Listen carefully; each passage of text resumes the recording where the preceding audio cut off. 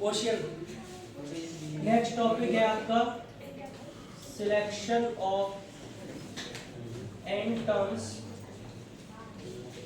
Of an AP. आपको किसी AP में जो नंबर्स होते हैं उनके देखना है कि उसमें जितने टर्म्स हैं उसके हिसाब से हम कौन कौन से टर्म्स को सिलेक्ट करेंगे। पहले देख लीजिए, समझ लीजिए, बहुत बड़ा कॉन्सेप्ट नहीं, छोटा सा है।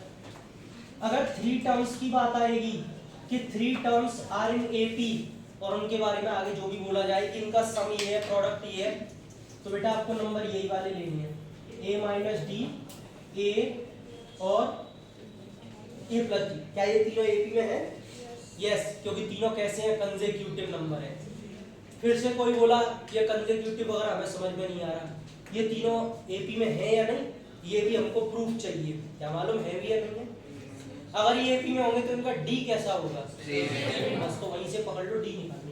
ए माइनस डी, तो ए से कट जाएगा, प्लस का डी बचेगा।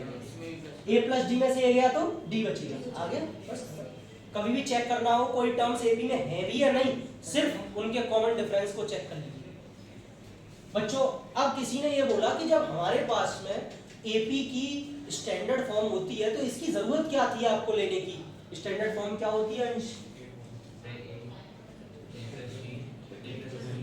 आप ये भी तो ले सकते थे।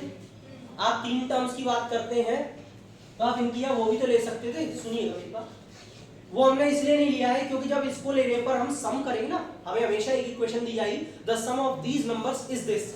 तो जब हम इनका सम करेंगे तो बेटा डी से डी कट जाएगा और इसमें सिर्फ क्या रह जाएगा एक इक्वेशन में? एक वेरिएबल।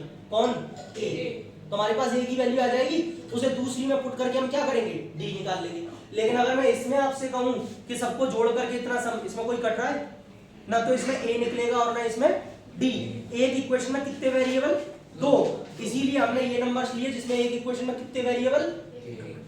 समझ में आ रहा है लेने का कारण? क्या हमने यही नंबर क्यों लिए? ठीक है। अब बात आती है 4 टर्म्स की। अगर आपके पास 4 टर्म्स में क्वेश्चन आएगा, 4 टर्म्स का इंपॉर्टेंट है, 3 और 4, 5 का आता नहीं पर बता दूंगा। a minus 3d, a plus D, a minus D, a plus D और a प्लस 3d। बेटा जब 4 नंबर की लेने की बात आएगी तो 4 टर्म्स को आप ये वाले लेंगे। ठीक, चेक करना है डी सेम है कि नहीं, करो। इसमें से माइनस करो, देखो a माइनस डी में से ये गया a माइनस माइनस प्लस का 3d और ये a से a कट गया, कितना बचा? 2d बच गया। अब आप किसी को भी किसी में से माइनस करके देख लेना, सब में 2d ही बच रहा होगा, चेक किया। ठीक है, तो यानी कि 4 टर्म्स की बात आएगी तो आप यही वाले लेंगे। ठीक।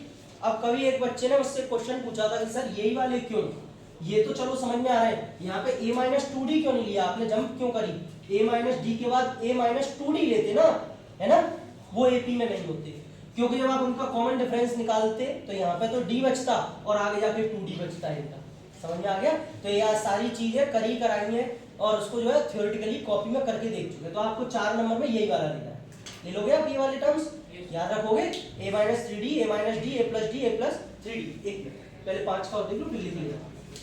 जब बात आएगी 5 टर्म्स की, वैसे तो बात आएगी नहीं क्योंकि इसका क्वेश्चन आता नहीं है, बट फिर भी इसमें लेंगे हम a minus 2d, a minus D, a plus D और a प्लस डी। सही है। जब 5 टर्म्स लेने की बात आए तो आप यही वाले नंबर लेंगे। इतना क्लियर है? सबको रीजन मिल गया क्यों लेंगे? क्योंकि कई बार होता क्या, पढ़ा तो देते हैं 3 में ये ले लेना, 4 में ये, 5, लेकिन क्यों उसका रीजन किसी के पास नहीं। बच्चा कहता है ले लो यार कोई बात नहीं, टीचर बोल रहा है। क्यों? क्योंकि कॉमन डिफरेंस सेम है, एपी में है, पहली चीज। वो क्यों नहीं, कुछ बच्चे पूछते हैं वो क्यों नहीं, उसका रीजन भी मैंने आपको दे दिया, क्योंकि उसमें डी से डी कट नहीं रहा है, इसमें कट रहा है एक इक्वेशन में एक वेरिएबल बनेगा। कॉन्सेप्ट क्लियर है? आप इसको नोट कर लीजिए, फिर मैं क्वेश्चन कराता हूँ इसके ऊपर।